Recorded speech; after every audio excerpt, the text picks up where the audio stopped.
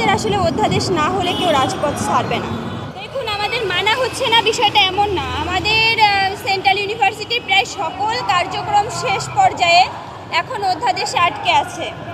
সেই অধ্যাদেশের কারণেই আসলে বিভিন্ন ধরনের জটিলতার সম্মুখীন শিক্ষার্থীদের হতে হচ্ছে।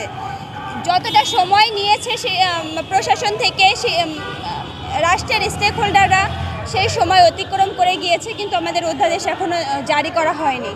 সেই অধ্যাদেশের দাবিতেই এক দফা কর্মসূচি বাস্তবায়ন করতে আমরা এখানে উপস্থিত হয়েছি।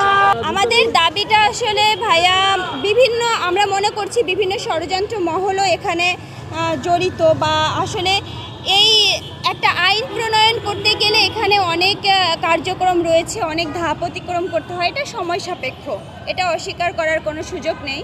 তবে সময়টা আসলে একটা নির্ধারিত সময় অতিক্রম করে গিয়েছে।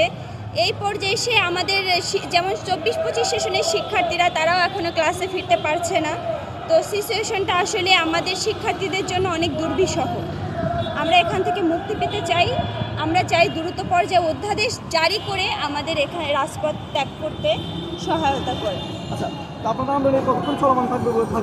আমাদের আসলে অধ্যাদেশ না হলে কেউ রাজপথ ছাড়বে না।